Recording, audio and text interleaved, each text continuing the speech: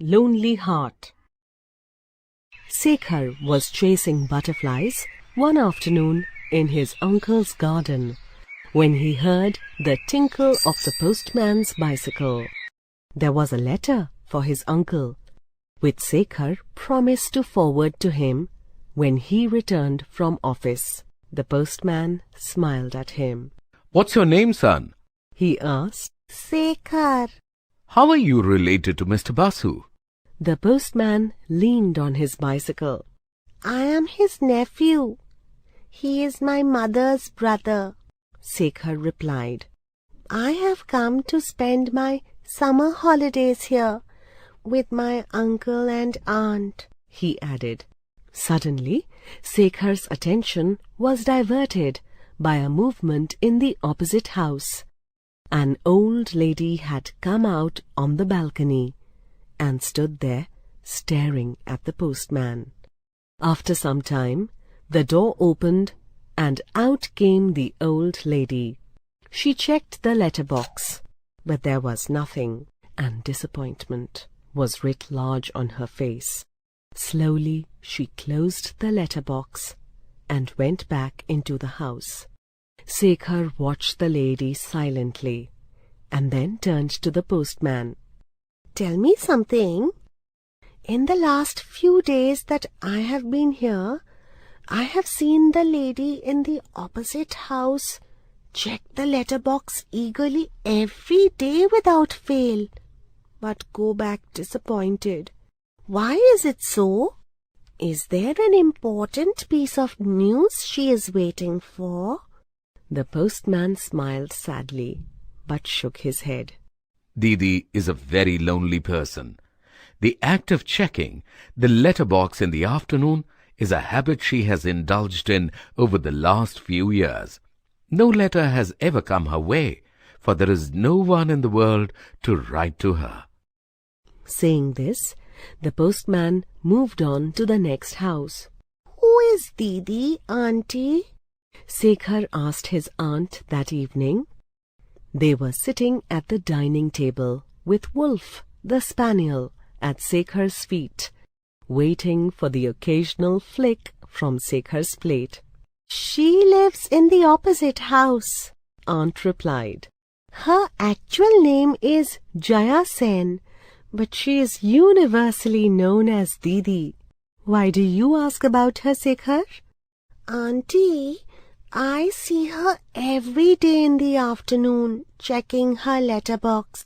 The postman says that for years she has been doing it, and there is nobody who writes to her.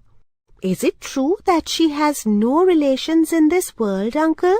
Shekhar nibbled at his food. "Yes, it is true," Uncle said, with a far-away look in his eyes. "Didi taught at the primary school near the station till her retirement. She's an extremely witty and intelligent person." Shekhar could not sleep that night.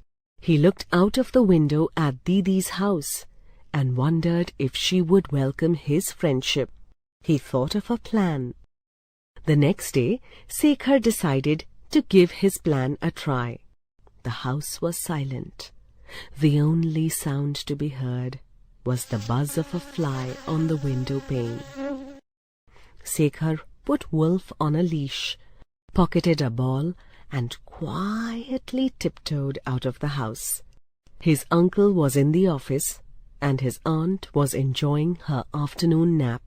Stealthily, Shekhar crossed the road and opened the gate of the opposite house. He threw the ball he was carrying in his pocket towards the rear end of the house, waited for some time, and then rang the bell. Didi instantly opened the door and stared at Shekhar and Wolf. "I am Mr. Basu's nephew," Shekhar said politely. "Yes, I recognize you. I have seen you often playing in the garden of the opposite house. What is it that you want?" Didi asked. "I have lost my ball in your garden." Shekhar pretended to look worried. "Can I search for it?" Didi looked at Shekhar for a second and then smiled and nodded her head. before following Shekhar to the rear end of her garden. The mango and guava trees were laden with fruits. The garden was well maintained, and there was no sign of weeds anywhere. Shekhar knew where his ball was, but he lingered purposely in front of the vegetable patch in Didi's garden. "What a well-maintained garden!" he exclaimed. "You must be working hard to keep it clean." Didi smiled. She seemed pleased. "No, I have a gardener called Badal, who comes twice a week to work in the garden." Shekhar found the ball, thanked Didi, and was leaving with Wolf when he suddenly remembered he was feeling thirsty. Didi invited Shekhar up for a glass of water, while Wolf waited near the gate. Shekhar ascended the stairs to Didi's room. The room was neat and tidy. There was a bed and a chair. But at first glance, what attracted his eyes was the shelf studded with books. While Didi went inside to get him water, Shekhar studied the titles of the books. One book that caught his fancy was The Selfish Giant by Oscar Wilde. He turned to her and asked, "Do you mind if I borrow this book?" Didi smiled and said, "Of course not. Take good care of it while reading." Shekhar happily agreed. While leaving, his eyes suddenly caught sight of a guitar standing against the wall, covered with dust. "Do you know how to play a guitar? Will you teach me how to play it? I have been wanting to learn it." Shekhar clapped his hands with joy. He had been pestering his father to let him take guitar lessons. Didi smiled at his enthusiasm. "I have not played for ages, but for you, I will play and teach you too." Each afternoon after this, Shekhar would slip out of the house to go to Didi's place. Didi would eagerly wait for him, and they would discuss about everything from gardening to books. Sometimes they would play games like word-making and Chinese crackers.